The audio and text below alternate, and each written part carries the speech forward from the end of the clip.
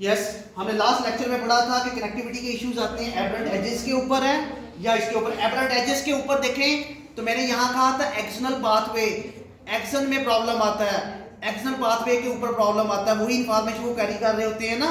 तो ये क्या होते हैं, जितने भी एक्सटर्नल होते हैं वो क्या होते हैं, रेल की पटरी है ना, एजेस हैं। अब जो जिस एरिया में एक्सटर्नल पाथवे होते हैं वो क्या कहलाता है, व्हाइट मैटर, है ना। अगर ये इनकी स्पीड कम हो जाएगी या ये न्यूरॉन्स कम हो जाएंगे तो क्या होगा, व्हाइट मैटर कम हो जाएगी। ये इनकी स्पीड ज्यादा हो जाएगी, ये ज्यादा हो जाएंगे तो क्या होगा, व्हाइट मैटर। तो दोनों सूरतों में क्या है, नुकसान है ना। तो व्हाइट मैटर के लिए मेजर करने के लिए, और अब याद रखिएगा व्हाइट मैटर हमेशा जब भी एजेस में प्रॉब्लम आएगा आप ब्रेन के एरियाज के अंदर व्हाइट मैटर देखेंगे, और फिर व्हाइट मैटर के अंदर क्या देखेंगे, डेफिनेटली क्या प्रॉब्लम आ रहा है, एजेस में प्रॉब्लम आ रहा है ना। आप व्हाइट मैटर भी देख सकते हैं, आप फंक्शनल कनेक्टिविटी देखनी है तो किसके थ्रू देखेंगे, एफएमआरआई के थ्रू देखेंगे। अगर व्हाइट मैटर ग्रे मैटर देखनी है तो किसके थ्रू देखेंगे, इसका अपना एक सॉफ्टवेयर है, सरफेस के नाम से है, एक डिफरेंट सॉफ्टवेयर है, वो व्हाइट मैटर और ग्रे मैटर को बताता है कहाँ कम है या ज्यादा है ना। व्हाइट मैटर के कम होने से क्या होता है, अभी पढ़ते हैं, और ग्रे मैटर के ज्यादा होने से कौन सी डिजीज होती है, कौन सा डिसऑर्डर होता है। तो आपको पता होना चाहिए व्हाइट मैटर ग्रे मैटर शिज़ोफ्रेनिक के साथ लिंक करेंगे और ऑटिज्म के साथ लिंक करेंगे, क्योंकि या तो इंफॉर्मेशन तेज गुजर रही है या इंफॉर्मेशन स्लो गुजर रही है ना। तो हेलुसिनेशंस और ऑटिज्म, एडीएचडी यहाँ से होंगे व्हाइट मैटर के साथ। व्हाइट मैटर एक सेपरेट एनालिसिस है और इनके दरमियान जो फंक्शन कनेक्टिविटी है एक सेपरेट एनालिसिस है। तो मैंने इसलिए ये लेक्चर पढ़ाया, बाद में हम न्यूरॉन्स पढ़ेंगे, सारी चीज़ें पढ़ेंगे, तो आपको ये क्लैरिटी आ गई तो सब कुछ आ गया। मुझे वो दो। यस, नेक्स्ट लेक्चर जल्दी जल्दी हम करेंगे क्योंकि टाइम नहीं है। ये बहुत इंपॉर्टेंट लेक्चर है, अगर आपको टेक्नोलॉजी की समझ आ गई न्यूरॉन्स की। यस, अब आप सोच रहे होंगे एजेस और नोड्स है क्या, और किसके तहत ये काम करते हैं, किस मैकेनिज्म के अंदर ये काम करते हैं। एबरेंट एज मुझे पता चल गया क्या होता है, एबरेंट नोड्स भी पता चल गया ना। पहले इनके अंदर मैकेनिज्म क्या है, जो अभी आप मुझसे पूछ रहे थे, मैंने कहा था दो तरह की इंपल्स होती हैं न्यूरॉन्स के अंदर। एक होती है इलेक्ट्रिकली, जब एक्सॉन से इंफॉर्मेशन जाती है डेंड्राइट्स की तरफ, वो क्या होती है, एक्सॉन में से जब नोड में से गुजरती है तो क्या होती है, इलेक्ट्रिकल होती है। और जब वो एंड पे डेंड्राइट्स को फायर करती है एक एक्सन से डेंड्राइट्स की तरफ, तो वो होती है केमिकल इंपल्स, है ना। इसको इंपल्स कहते हैं बेसिकली ना, केमिकल और इलेक्ट्रिकल इंपल्स। अब यहाँ जो होगा, ये आपको मैंने एक एग्जांपल दी है कि एक्चुअली हो क्या रहा है, चाहे नोड्स के ऊपर प्रॉब्लम आए, चाहे एचएस के ऊपर प्रॉब्लम आए। तो कभी आप लोगों ने कंप्यूटर बनाया, इलेक्ट्रिकल वालों ने एफएससी में कोई प्रोजेक्ट बनाया हो, इस तरह का आपको बोर्ड मिलेगा ना।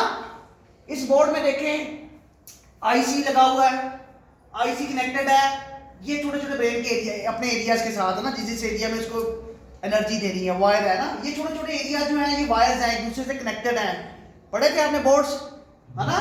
और फिर आगे बड़ा सा एरिया एक आईसी लगा हुआ है इसको एनर्जी देने के लिए, फिर बड़ा सा, फिर चीजें एक दूसरे के साथ कनेक्टेड है। ये पूरा बोर्ड जो है, और ये लाइट है कि लाइट बताती है इस एरिया में एनर्जी आ रही है कि नहीं आ रही है ना। ये आप लोगों ने एक्सपेरिमेंट किए होंगे एफएससी में, एफए लेवल के ऊपर ना, कि वायर से इंफॉर्मेशन आ रही है कि नहीं आ रही, फिर उसमें किसके थ्रू, आईसीसी के थ्रू, है ना, कि एनर्जी पास हो जाए। वाइट लाइट चला के कि यहाँ तक एनर्जी पहुंची कि नहीं पहुंची, अगर यहाँ स्लो होगी तो लाइट चलेगी नहीं, अगर ज्यादा होगी तो ये, है ना, ब्लास्ट हो जाएगी, समथिंग, है ना। तो इसका मतलब है कि यही वही मैकेनिज्म है जो आप पीछे पढ़ते आए हैं, फिजिक्स का मैकेनिज्म है। इस फिजिक्स के मैकेनिज्म के ऊपर ब्रेन चल रहा है। जो इलेक्ट्रिकली इंपल्स है ना, वो किसके ऊपर चल रही है, फिजिक्स के रूल के ऊपर, है ना। तो एनर्जी की जितनी बात है, वही एनर्जी जो आप फिजिक्स में पढ़ते आए हैं, वही रूल्स हैं, आए पढ़ते हैं इनको इसी बोर्ड की तरह, इंफॉर्मेशन की तरह, है ना। इसमें एज भी है, नोड्स भी है ना। अच्छा, understanding the brain network, brain को अगर नेटवर्क को यानी अंडरस्टैंड करना हो तो ये एक सिंपल सी एग्जांपल है। इसमें क्या कर रहे हैं, nodes represent the brain regions, edges significant functional interaction. क्या कर रहे हैं, मैंने आपको बताया नोड्स क्या होते हैं, रिप्रेजेंट करते हैं ब्रेन रीजन्स को, स्ट्रक्चरल एरियाज को कर रही हैं कि बड़ा एरिया है ब्रेन का। और एजेस क्या कर रहे होते हैं, फंक्शन, जो वायर उनके अंदर एजेस की होती है ना। तो use the characterise large brain scale network in the psychiatric and logical disorder. वो कह रहा है कि जो लार्ज ब्रेन का नेटवर्क बना हुआ है इन्हीं नोड्स और इन्हीं एजेस की मदद से बना हुआ है, और इनके अंदर एनर्जी का वो लेवल है कि एनर्जी स्लो हो गई तब भी साइकोपैथोलॉजी होगी। एनर्जी ज़्यादा या कम होने से क्या होती है, साइकोपैथोलॉजी होती है। जिस तरह इस बोर्ड में अगर ज़्यादा एनर्जी आ जाए तब भी प्रॉब्लम है, इस बोर्ड में एनर्जी कम हो जाए तो तब भी प्रॉब्लम है, एक वायर से दूसरे वायर तक इंटरेक्शन नहीं जाएगी, है ना। फिर अगर आईसी ना हो तो कंट्रोल करने वाला एरिया क्या होगा, आईसी क्या कंट्रोल करता है, इलेक्ट्रिक इंपल्स को कर रहा है ना, कि ज़्यादा तो नहीं है, कम तो नहीं है ना, और फिर वो आगे भी भेज रहा है ट्रांसफर करके, कितनी जानी चाहिए कितनी नहीं जानी चाहिए, है ना। तो दिस इज बेसिकली हम नोड्स और इसको इसी सेंस में लेते हैं। स्मॉल वर्ड आर्किटेक्चर्स बहुत ही इंपॉर्टेंट है, ये वर्ड जो है स्मॉल वर्ड आर्किटेक्चर, ये जो ब्रेन का जो मेकअप बना हुआ है ये स्मॉल आर्किटेक्चर की तरह, ये आर्किटेक्चर है ना, इनकी तरह बना हुआ ब्रेन इस तरह है, जिसमें क्या है, हब्स भी हैं, वायर्स भी हैं, और वायर्स को एनर्जी देने के लिए आईसीयू भी है, कंट्रोल करने के लिए एक स्पेसिफिक आईसीयू होता है ना। इसी तरह ब्रेन का स्पेसिफिक एरिया एक स्पेसिफिक एक्ट को कंट्रोल करता है और उसको रूल आउट करने के बाद बताता है कि इंफॉर्मेशन कितनी जानी चाहिए आगे, किस फर्दर एरिया को जानी चाहिए। अगर इमोशनल इंफॉर्मेशन है, एक ब्रेन का एरिया बताएगा, पहले उसमें आएगी फिर अगले एरिया में जाएगी, वो बताएगा किसको भेजनी है ना। तो याद रखिए कि नोड्स जो हैं वो बहुत ही इंटेलेक्चुअल काम करते हैं। वो एक गाड़ी समझ लें कि लाहौर से कहाँ जानी है, कराची जानी है, तो उसमें क्लियर कट पता होता है कि पहले ये लाहौर जाएगी, फिर लाहौर जाने के बाद फैसलाबाद, वट फैसलाबाद जाएगी, फैसलाबाद से आगे पूरा पाथवे डिटरमिन होता है। अगर इसी तरह दिमाग के अंदर इमोशनल इंफॉर्मेशन आई है तो ये ब्रेन का एरिया गाइड करेगा इंफॉर्मेशन कहाँ कहाँ जानी चाहिए, है ना। और यही एरिया अगर कॉग्निटिव है तो यही फॉर एग्जांपल कोई एक स्पेसिफिक एरिया होगा ब्रेन का लोकलाइज, उसे कहते हैं ना, वो बताएगा कि कहाँ कहाँ से इंफॉर्मेशन किस किस एरिया में से गुजरनी।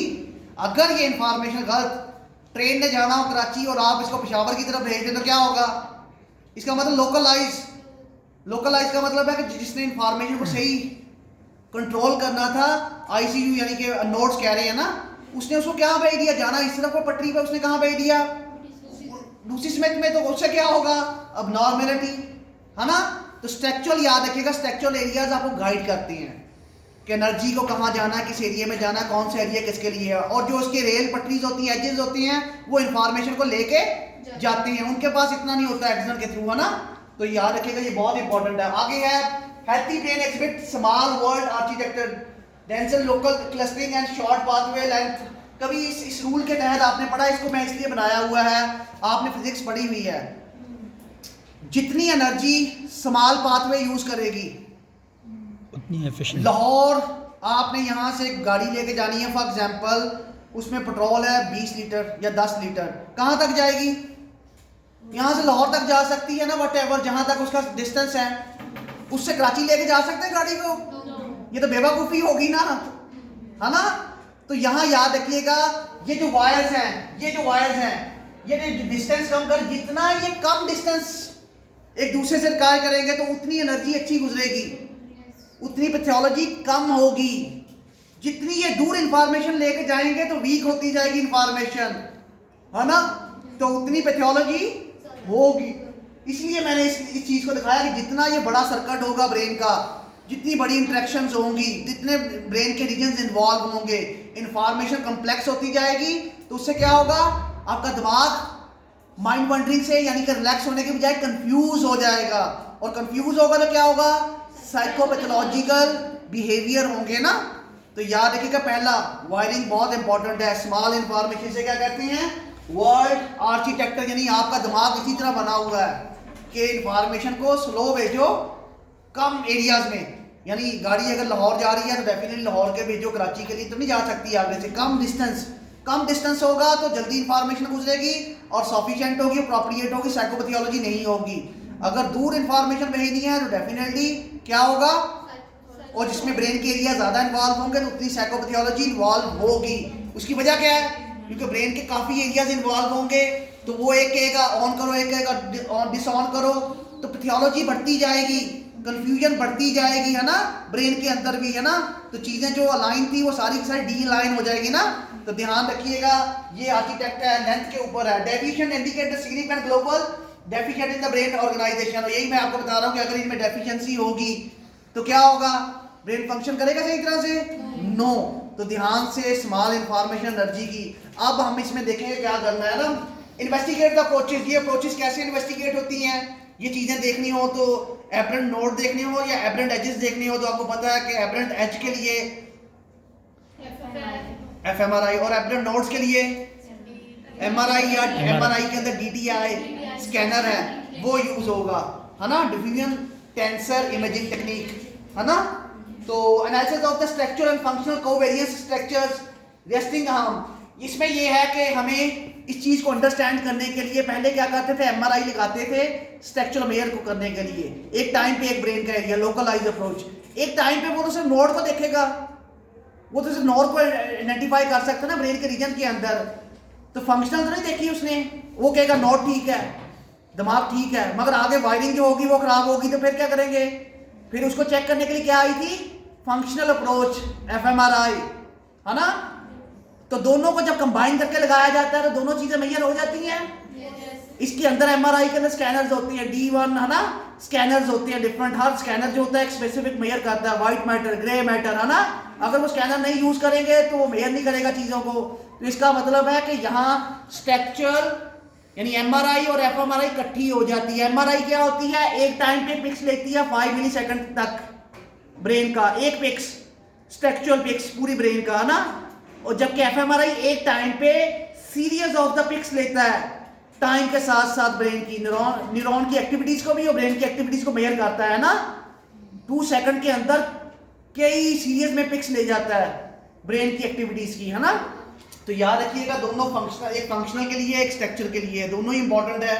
तो आगे है rest fMRI offer the insight into the dural temporal covariation. आपने सिर्फ अभी तक 2 टास्क होते हैं, इसके अलावा भी टास्क, एक होता है टास्क ओरिएंटेड। टास्क ओरिएंटेड का मतलब है मैं आपको पढ़ा रहा हूं, ये क्या है, एक कॉग्निटिव टास्क कर रहा हूं ना, दिस इज द टास्क। एक है मैं कोई टास्क नहीं कर रहा, बैठा हूं, रात को सो रहा हूं, तो क्या कर रहा हूं, रेस्ट कंडीशन में हूं ना। रेस्ट कंडीशन में मेरा कोई टास्क नहीं कर रहा, सिर्फ सोने के लिए। आप इमेजिन करें सो रहे हैं, सोने के दौरान आप रेस्ट पे होते हैं ना, तो नींद जो आती है उसके लिए ब्रेन के मैकेनिज्म चल रहे होते हैं ना अंदर, जो आपको नींद दिलवाती हैं। ब्रेन के एरियाज फंक्शनली काम करेंगे तो आपको नींद आएगी। इसका मतलब है रेस्ट कंडीशन पे ब्रेन चलता है और टास्क कंडीशन पे भी चलता है। अब टास्क कंडीशन पे कौन से ब्रेन के एरिया चलते हैं और रेस्ट कंडीशन पे ब्रेन के एरिया कौन से चलते हैं। अभी आप कई लोगों को नींद आ रही होगी, इसका मतलब है कि डिफॉल्ट मोड आपने नेटवर्क ऑन कर दिया है या अनकॉन्शियसली हो गया है, क्योंकि बोर्डम इफेक्ट है ना, टायर्ड है कि लेक्चर बहुत बड़ा है। तो आ जाए इन एरियाज को पहले अंडरस्टैंड करते हैं। ये जो रेस्टिंग एफएमआरआई है ये क्या कर रही होती है, कोई ब्रेन के एरियाज को एक्टिव करवाती है। याद रखिए टास्क में भी ब्रेन के एरियाज एक्टिव होते हैं और जब टास्क नहीं कर रहे होते तब भी ये वायरिंग और नोड्स काम कर रहे होते हैं। नींद तभी आएगी जब ब्रेन का एरिया काम करेगा। अगर नींद नहीं आ रही तो इसका मतलब ब्रेन के अंदर मेल फंक्शनिंग है, स्लीप डिसऑर्डर या कोई डिप्रेसिव, आपको कोई भी डिसऑर्डर हो सकता है या कोई डिजीज हो सकती है। देखते हैं सिर्फ इनको लिंक करते, बड़ा ही मजेदार। मैं एक्चुअली लोग बोर हो रहे हैं क्योंकि वो टेक्निकल टर्म्स हैं जिनको मैं चेंज नहीं कर सकता, ये टेक्निकल टर्म्स थी। तो अब हम थोड़ा सा ऑकवर्ड अंदाज में जाके, ताकि आप थोड़ा सा इन्वॉल्व हो इसमें जाके, पंजाबी में भी समझाऊंगा ताकि इन्वॉल्व होकर थोड़ा सा इंटरेस्ट पैदा हो जाए। आ जाए लास्ट के neuro cognitive network in the psychopathology, है ना।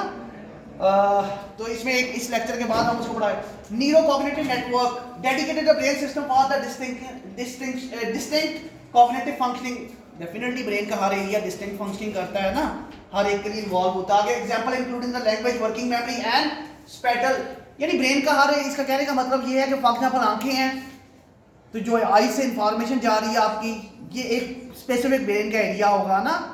आप सोच रहे हैं, स्मेल कर रहे हैं, इसका एरिया सेपरेट होगा, खा रहे हैं, इसका एरिया ब्रेन में सेपरेट होगा, लोकलाइज है ना।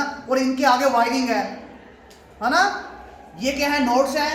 और अब इनके लिए intrinsic functional connectivity, intrinsic functional connectivity क्या है, विजुअल के लिए कौन सा एरिया, दिमाग का एक एरिया होगा, दूसरा एरिया किसके लिए है, स्मेल के लिए, तीसरा एरिया किसके लिए है, ऑसिपिटल व्हाटएवर जो भी है ना, हेयरिंग के लिए है। फॉर एग्जांपल अब ये इनमें बॉर्डर जो लगे होते हैं जो इनको डिफरेंशिएट करते हैं कि कौन सा एरिया कहां तक है, कौन सा एरिया कहां तक है, इन्हें एक्चुअली एटलस कहते हैं। ये बॉर्डर लगे हैं ना बीच में, जो मैपिंग की हुई किसके एरिया का कितनी स्पेस है, कितना एरिया कवर करेगा, इस एरिया को क्या कहते हैं हम लोग, इंट्रिंसिक फंक्शनल कनेक्टिविटी। कहां तक उसका फंक्शन है, लाहौर है तो लाहौर की रेंज कहाँ तक है, पिंडी है तो पिंडी की रेंज कहाँ है। ये बॉर्डर जो लगा होता है, इस बॉर्डर को कौन बताता है ब्रेन के एरियाज के अंदर के इमोशंस का एरिया है, कौन कौन से एरियाज ब्रेन के इमोशंस को कंट्रोल करते हैं। इनमें जो बॉर्डर लगाया जाता है ये ब्रेन के अंदर एनालिसिस करके ये खुद लगाता है कि इमोशनल इंफॉर्मेशन आई है वो कहाँ से गुजरी, पहले आंखों में आई, आंखों से विजुअल एरिया से फलाने में फलाना थैलमस के थ्रू एमिगडेला के थ्रू होते हुए एग्जेक्टिव फंक्शनिंग में, प्रीफ्रंटल लोब में, और ये एरिया क्या बन जाएगा, जहां से इंफॉर्मेशन गुजरी थी ये वाली, ये सारा एरिया क्या बन जाएगा, इसको बॉर्डर लगा दे तो ये क्या बन जाएगा, intrinsic functional connectivity of emotional stimulation जो आपने दी थी। इसी तरह कॉग्निटिव की होगी, इसी तरह हर स्टिमुलेशन की होगी ना, ब्रेन मैपिंग है, ये ब्रेन मैपिंग कहलाता है एक्चुअली, इंट्रिंसिक जो होती है ना, इस तरह ब्रेन मैप करता है एरियाज को ढूंढ के। एफएमआरआई में एक क्वालिटी है, ये ब्रेन के एरिया को, स्पेसिफिक एरिया को भी निकाल लेता है। क्या निकाल लेता है, कोड कर देता है कौन कौन से एरियाज में एक्टिविटीज हुई है ना, इसकी रेजोल्यूशन के अंदर पता चल जाता है कि एरियाज डिस्कवर करना। तो इसके बाद है facilitate isolation of the neuro cognitive network. ये इंट्रिंसिक नेटवर्क क्या करते हैं, एक नेटवर्क से दूसरे नेटवर्क को डिफरेंशिएट करते हैं, है ना, कि डिफॉल्ट मूड नेटवर्क कौन सा है, एग्जेक्टिव फंक्शनिंग कौन सी है, हम पढ़ते हैं अभी ना। हर नेटवर्क को एक दूसरे नेटवर्क से एरिया से डिफरेंशिएट करते हैं। लाहौर का एरिया कौन सा है, पिंडी का एरिया कौन सा है, इसमें पिंडी के एरिया में कौन कौन से डिस्ट्रिक्ट आते हैं, झेलम आता है, व्हाटएवर मरी आता है, ये जो बॉर्डर के अंदर एरिया डिफाइन करने वाले, ये क्या करता है, उनको फैसिलिटेट करता है आइसोलेट करने में, इंट्रिंसिक कनेक्टिविटी, है ना। Reveals coherent large brain network, इसी तरह ये एक ब्रेन का नेटवर्क बनाता है जिसे लार्ज ब्रेन नेटवर्क कहते हैं। ब्रेन 7 हिस्सों में डिवाइड हो जाता है, 7 बड़े नेटवर्क्स में डिवाइड हो जाता है। कुछ लोग कहते हैं 7 हैं, कुछ लोग कहते हैं 19 है, कुछ लोग कहते हैं 16 है, कुछ लोग कहते हैं इतने हैं, ठीक है। तो अभी तक लार्ज ब्रेन नेटवर्क कितने हैं, 7 में हम लेते हैं जंक्शन, इसे लार्ज ब्रेन नेटवर्क कहते हैं ना। 2 approaches, disease relevant node analysis and ICN, ये एक अप्रोचेस हैं जो नोड बेस्ड एनालिसिस करती हैं कि प्रॉब्लम कहाँ है और कहाँ से कहाँ किसी को कनेक्ट करना है। इस तरह ये पिक्स बनी थी अभी नोड की, ये पिक्स बना के देता है, अभी आपको मैं दिखाऊंगा पिक्स बना के ना, कि नोड भी कर देगी वो भी कर देगी कौन वही पे होंगे, ठीक है। Disease specific example, anxiety disorder, common circuit, ये क्या होगा, ये common circuit involve in amygdala insula, ये 3 एरियाज है ना, इन 3 एरिया में से सर्किट जो इंफॉर्मेशन जाएगी तीनों में से, ये एरियाज क्या बन जाएंगे, एंजाइटी है एक बंदे को, अगर एंजाइटी के ऊपर हम ये टास्क करेंगे तो एंजाइटी के लोगों को क्या होगा, ये 3 एरियाज में से इंफॉर्मेशन गुजरेगी सर्किट में से, ऐसा ही होगा।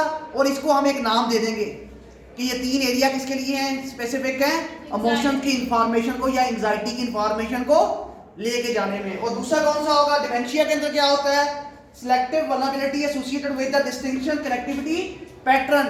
हाँ, एक एरिया से दूसरे एरिया के दरमियान कनेक्टिविटी में इशू आ जाता है, यानी एक एरिया जो साल लाहौर, यानी ये समझ 4 सूबे हैं पाकिस्तान के, केपी के एक सूबा, इसका जो बॉर्डर लगा हुआ है दिस इज इंट्रिंसिक, और उसको डिफरेंशिएट जो किया गया है फेडरल से, फेडरल को डिफरेंशिएट पंजाब से, पंजाब को सिंध, ये क्या था, ये क्या था, आइसोलेशन थी, न्यूरो कॉग्निटिव नेटवर्क्स थे ना। फिर न्यूरो कॉग्निटिव नेटवर्क्स के अंदर क्या था, यहाँ वो बता रहा है सर्किट के अंदर यहाँ वल्नरेबिलिटी आ जाती है। ये जो कनेक्शंस होते हैं दोनों के दरमियान, केपी के और पंजाब के अंदर जो बॉर्डर लगा हुआ है, इस बॉर्डर को क्लियर कट पता है, इससे इधर जाओगे तो पंजाब बन जाएगा, इधर से जाओगे तो क्या हो जाएगा, और हर एक का अपना फंक्शन होगा ना, पंजाबियों का अपना कल्चर है, केपी का अपना कल्चर है। जब दोनों मिक्स हो जाएंगे तो कोई बॉर्डर रहेगा। जब आप कंफ्यूज हो जाए ब्रेन कि ब्रेन के एक काम था, एक एरिया का ये काम करना, दूसरे का दूसरा काम, जब वो मिक्स हो जाएगा तो क्या होगा, बॉर्डर कंफ्यूज हो जाएगा, कंफ्यूज होगा तो दोनों एरिया इकट्ठे काम करेंगे और वो उससे साइकोपैथोलॉजी क्रिएट होगी, पता नहीं है कहाँ हंसना है कहाँ रोना है ना, पता नहीं चलेगा हंसना है या रोना है। इमेजिन करें हंसने और रोने का एरिया इकट्ठा हो जाए तो क्या होगा, आप हंसेंगे तो रोया, रोना भी साथ ही आएगा, रोएंगे तो हंसेंगे तो लोग कहेंगे पागल हो गया, चल्ला हो गया, है ना। ऐसा ही होता है कि जब इनके बॉर्डर्स के अंदर कनेक्टिविटी का खराबी हो जाए तो डिमेंशिया के अंदर इस तरह होता है। अभी मैं बताऊंगा डिमेंशिया के अंदर क्या क्या बॉर्डर के अंदर। नेक्स्ट जल्दी से default mood network, next wait, अभी बहुत इंपॉर्टेंट लेक्चर है।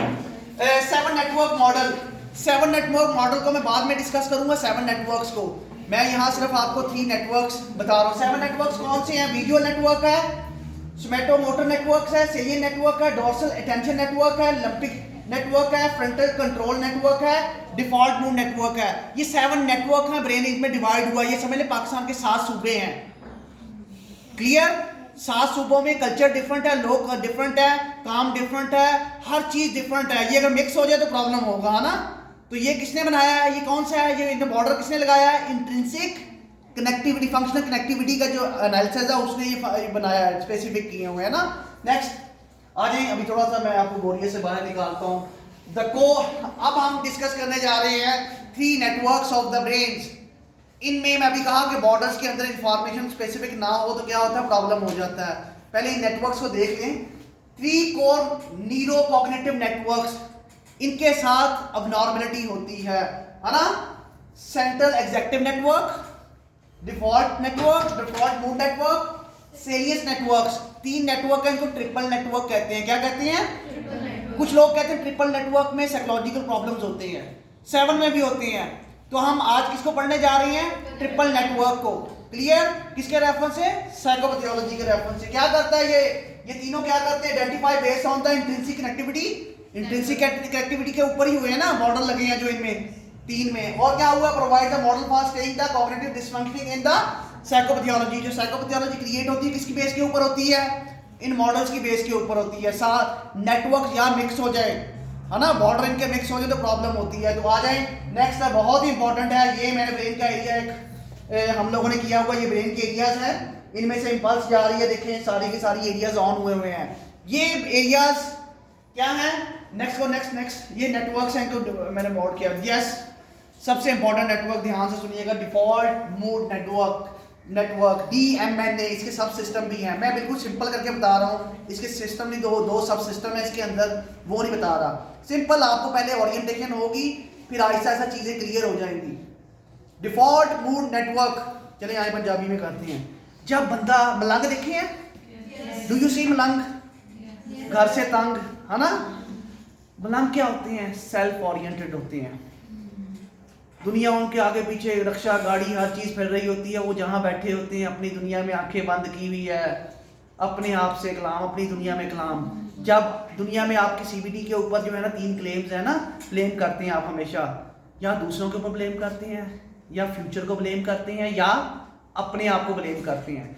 जब आपके ब्लेम्स अपने ऊपर हों, सेल्फ रिफरेंशियल हो, जब भी आप अकेले बैठे हो, अपने आप से बातें कर रहे हो, आपका जो दिमाग सोच रहा हो किसके बारे में? अपने बारे में। सेल्फ रिफरेंशियल, इंटरनली ओरिएंटेड हो। क्या कहते हैं इन 2 वर्ड्स को? सेल्फ रिफरेंशियल या इंटरनली ओरिएंटेड हो। जब भी आप अंदर की अंदर सोचें, अंदर की अंदर ही बैठे रहे कि मैंने गुनाह किया है तो किसकी गलती है? मेरी गलती है।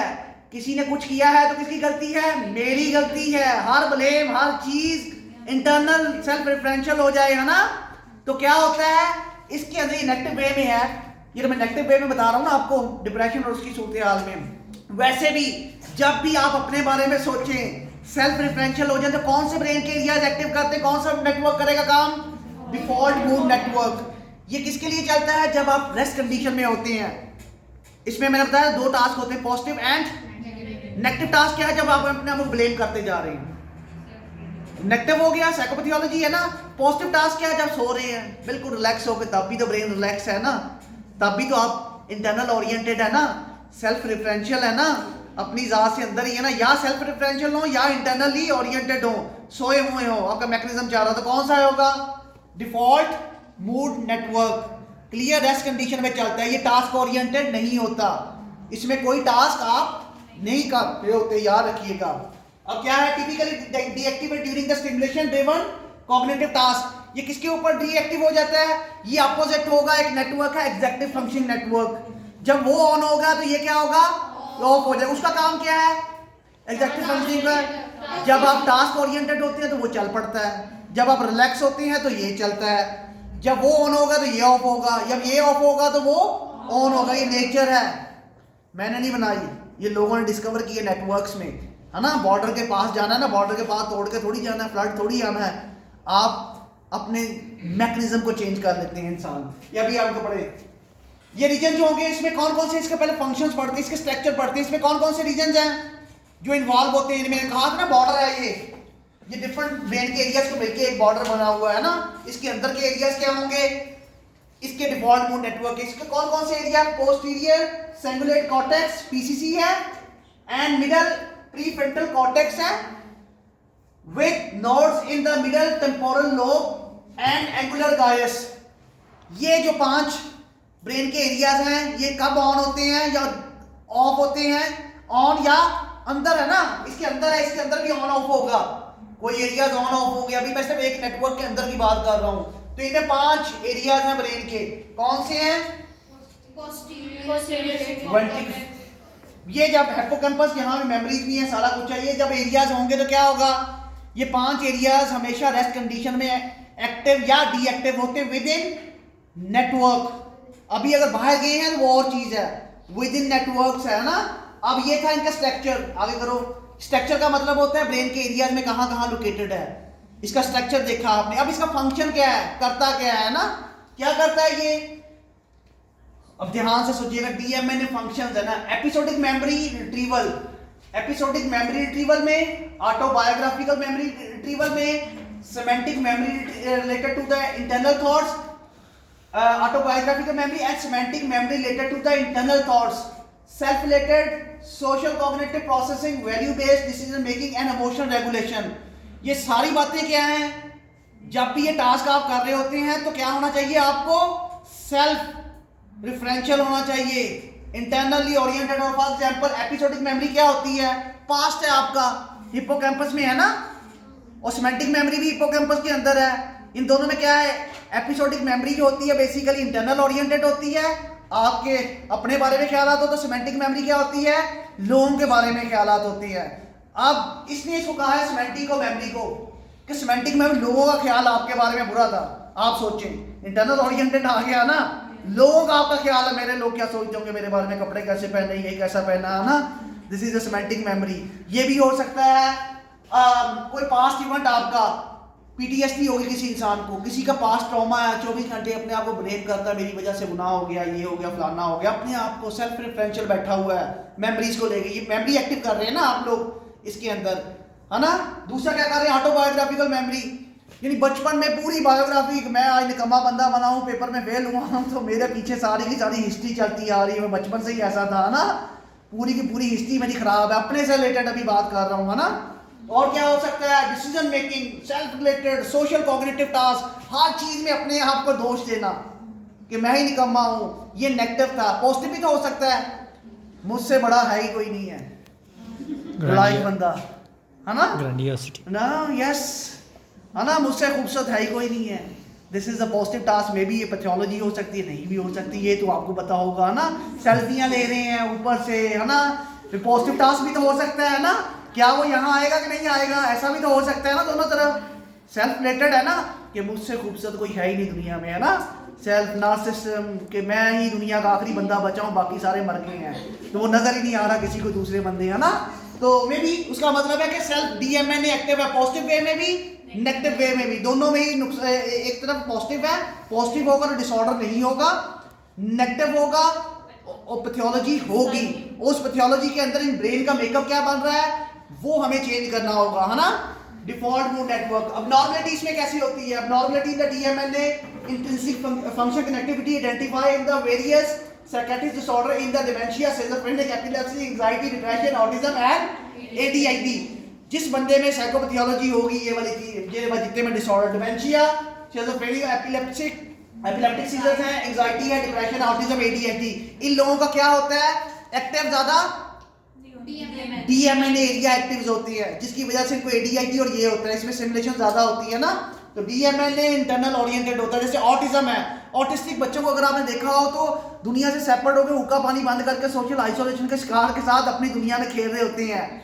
ऐसा ही है, किसी से बात नहीं करते, किसी से इंटरेक्ट नहीं करते, अपनी दुनिया, अपने खिलौने, अपनी चीजें, अपना ही खाना, आना, स्पीकिंग, अपने आप से बातें। और शिज़ोफ्रेनिक में यही होते हैं, बैक गियर लगता है उनका जिंदगी में, अगर देखा जाए तो सिंपल वर्ड्स में। आप जिंदगी में इस सिचुएशन में अचानक आपको ट्रॉमा लगा, फाइनेंशियल है या व्हाटएवर कोई भी है, तो आप अपने माइंड को कहते हैं कि वहां जाए बचपन में जहां आपको खुशी मिल रही थी, कोई परेशानी नहीं थी। तो आप क्या कर रहे होते हैं?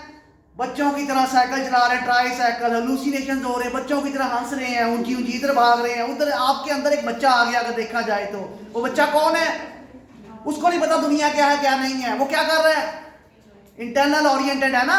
अपने आप का पता, एज नहीं पता क्या है, जेंडर नहीं पता क्या है, क्या हो रहा है कुछ नहीं पता है ना, दुनिया क्या कर रही कुछ नहीं पता। वो बेचारा उस बच्चे की तरह भाग रहा है जो बारिश पड़ रही है और उसमें वो झूम रहा है ना, उसके सामने दुनिया एक बारिश होती है और बारिश में वो झूम रहा होता है। तो दिस इज और डिमेंशिया, तो इसका मतलब है कि ये पैथोलॉजी के लिए बहुत ही इंपॉर्टेंट है।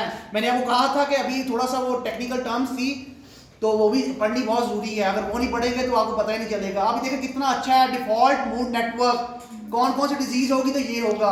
नेक्स्ट 1 मिनट में 2 रह गए बस, वो आपको खुद ही DMN ने ये आप पढ़ लीजिएगा। सीजर एपिलेप्टिक, इसमें एनर्जी का लेवल बता रहे हैं। वेट, ADN डिप्रेशन के अंदर डिसफंक्शनिंग इफेक्ट डिफरेंट नोड्स में होगा। उसके अलावा cingulate ventral middle frontal cortex में डिप्रेशन में ये एरियाज काम करेंगे, यहाँ एनर्जी का लेवल जो होगा कनेक्ट हो जाएंगे, ये एरियाज कनेक्टेड होंगे, अकेले काम कर रहे होंगे। और नीचे वाले में ये एरियाज होंगे, नीचे वाले में इसी तरह सीजर्स के अंदर डिफरेंट एरियाज होंगे ना। इसके एरियाज तो 5 हैं, 5 में से 2 बंद हो गए, डीएक्टिव हो गए, 2 एक्टिव हो गए, है ना। उनके दरमियान किसी में स्टिमुलेशन ज्यादा, जैसे ऑटिज्म में स्टिमुलेशन ज्यादा हो जाती है, ब्रेन के एरियाज में स्टिमुलेशन ज्यादा हो जाती है तो बंदा अपने आप से बाहर हो जाता है ना। तो ये पढ़ लीजिएगा, मैं सिर्फ इंट्रोड्यूस करवा रहा हूँ, साइकोपैथोलॉजी की स्लाइड पढ़ लीजिएगा ये। Next default mood network, central executive network, this is basically the second one.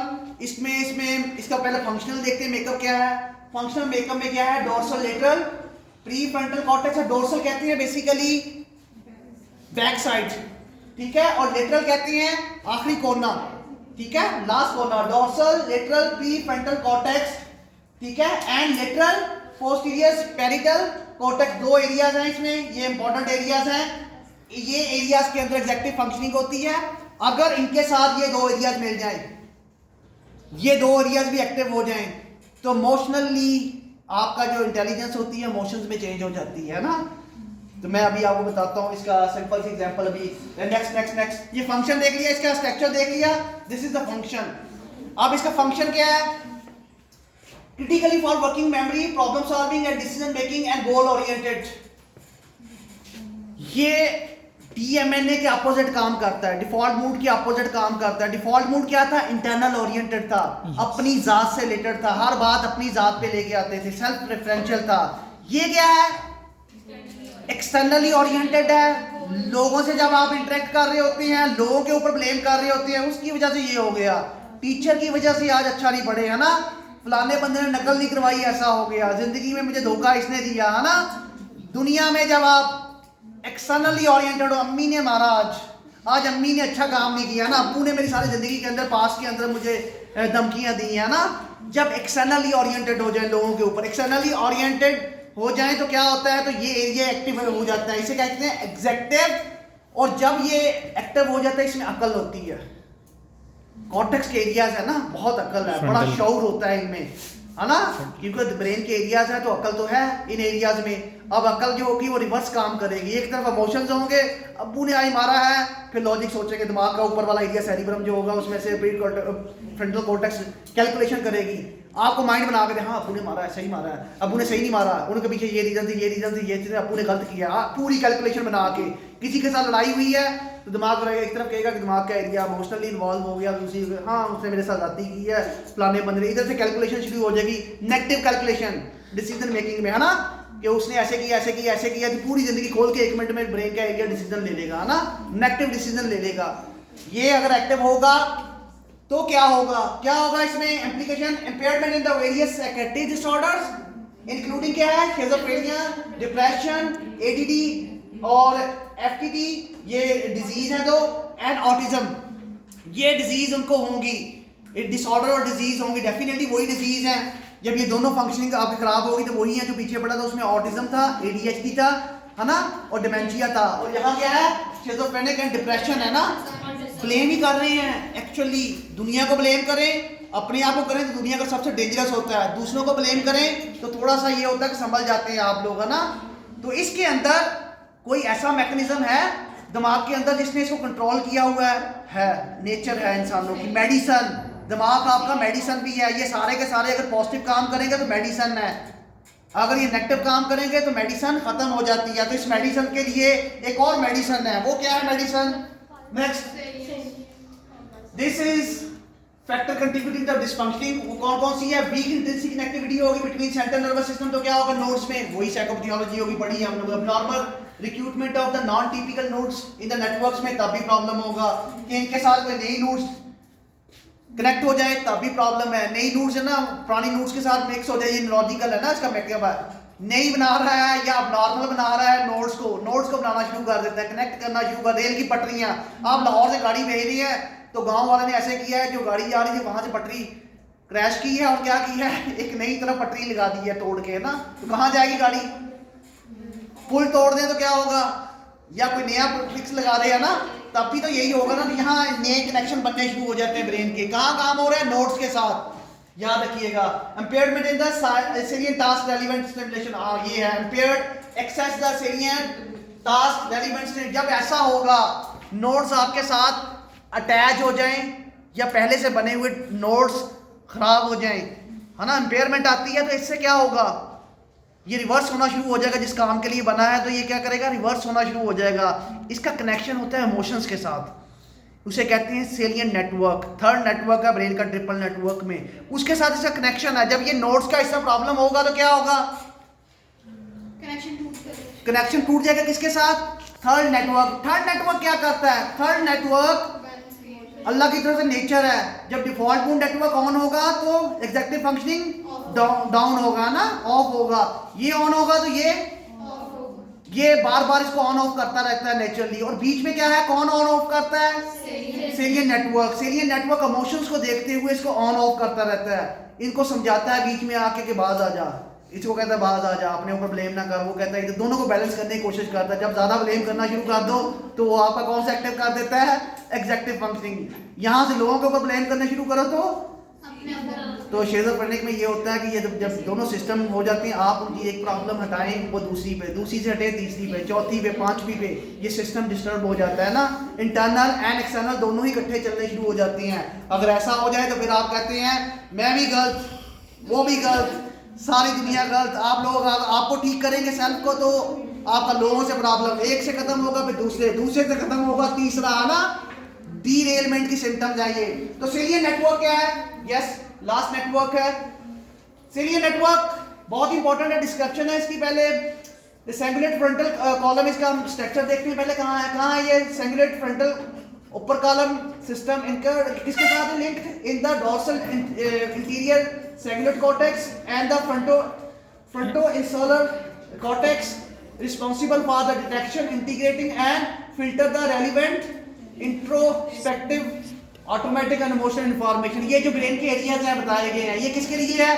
Retrospective, बार बार सोचने में मजबूर करते हैं, है ना, उसको थोड़ी सी ऑटोमेटिक थॉट्स को बनाने में करते हैं, रेशनल करते हैं, रेशनल क्यों, अकल के नाखून ले, है ना, क्या कर रहा है, अपने ऊपर ब्लेम कर रहा है तब भी समझाते हैं, दूसरों के ऊपर ब्लेम करता है तब भी समझाते हैं, ना, ये वाले एरिया जो अल्लाह की तरफ से है। तो इससे क्या होगा, ये कंपोनेंट इसमें इंक्लूड है। नेक्स्ट फंक्शन देखो बेटा, इसका ये स्ट्रक्चर था। फंक्शन में बस थोड़ा सा रह गया। Identify in the task based function imaging involve in the attention, introspective and affective processing play a key role in the identify the most homeostatical relevant stimulation to guide the behaviour. ये एक balance create करता है, किन में? Default mode में और executive functioning में, है ना। और वो बैलेंस किस बेस के ऊपर करता है? इंटीग्रेट करता है इंफॉर्मेशन को, समझाता है दोनों को। भाई जो इंफॉर्मेशन आई है आपके दिमाग के अंदर, बेशक इंटरनल है बेशक एक्सटर्नल है, किसका काम है? इंटरनल इंफॉर्मेशन है तो डिफॉल्ट मोड का काम है। एक्सटर्नल ओरिएंटेड है, किसका काम है? ठीक है, एग्जेक्टिव फंक्शनिंग समझाता है उनको, बार बार गाइड करता है कि जिसकी इंफॉर्मेशन है वो ऑन हो और वो ऑन हो। अगर एस कंडीशन में है तो डीएमएनए ऑन हो, अगर आप कोई काम कर रहे हैं तो एग्जेक्टिव फंक्शनिंग नेटवर्क। ये एक गाइडर है, ये समझ लें। अगर यही गाइड या काउंसलिंग करने वाला या कोई समझाने वाला आपको बीच में से निकल जाए तो क्या होता है? आप उसकी भी ना सुने तो आपकी तबाही है ना। तो दिमाग की तबाही शुरू होती है जब ये एरिया, इस एरिया में ऐसी कौन सी चीज है जो समझाती है? इसे कहते हैं पोस्टीरियर इंसोला जो है ना, बेसिकली इसमें बहुत ज़्यादा ब्रेन के एरियाज हैं। जो पोस्टीरियर इंसोला है, ऊपर वाला हिस्सा इंसोला के जो होता है ना, वो पूरी की पूरी एग्जेक्टिव और डीएमएनए और एग्जेक्टिव फंक्शनिंग में की रोल अदा करता है, समझाने वाला बंदा होता है ना वो। और ये नॉर्मल लोगों का है। जब आपका पोस्टीरियर इंसुला जो एक्टिव होगा और ऊपर वाले एरियाज एक्टिव होंगे, इसका मतलब है दिस इज नॉट साइकोपैथोलॉजी। अगर इमिगडेला और दूसरे एरियाज हों तो इसका मतलब है साइकोपैथोलॉजी। या और कॉम्बिनेशन बने, ब्रेन के कॉम्बिनेशन बनते हैं, एक एरिया इसका ऑन हुआ है, इसका ऑन हुआ है, एक इसका ऑन हुआ है ना, इसमें कॉम्बिनेशंस बनते हैं। हर कॉम्बिनेशन का एक मतलब होता है। कोई मतलब होता है डिप्रेशन है इस बंदे को, किसका मतलब होता है डिमेंशिया, किसी का मतलब ADHD है। ब्रेन के कॉम्बिनेशंस बनते हैं और नॉर्मल लोगों का भी कॉम्बिनेशन बनता है। तो फिर हम क्या बनाते हैं, इस कॉम्बिनेशन को क्या करते हैं, जो नॉर्मल लोगों का कॉम्बिनेशन होता है उसमें कन्वर्ट करने की कोशिश करते हैं, है ना। शिज़ोफ्रेनिक का और होगा, है ना। इसी तरह हर एक का कॉम्बिनेशन कनेक्टिविटी का और होगा। इसको क्या करते हैं हम लोग, नॉर्मल का ढूंढने के बाद अब नॉर्मल को मैच भी करते हैं, मेडिसिन से इनको एक्टिव करते हैं, ये एरियाज को एक्टिव और डीएक्टिव जितना मिलते हैं हमें नॉर्मल में, है ना, स्टिमुलेशन थेरेपी से करते हैं। तो अगर आप ये ब्रेन के हिस्से ना ढूंढ पाए, इंट्रिंसिक कनेक्टिविटी ना ढूंढ पाए, स्ट्रक्चरल उसका एरिया ना ढूंढ पाए, तो ये कर सकते हैं आप लोग, मेडिसिन बना सकते हैं, मेडिसिन इवन दे सकते हैं। हर एरिया के ऊपर एक पूरी वो है मेडिसिन की पूरी जमात लगती है ना। ठीक है, ओके बेटा, ओके बस ठीक है।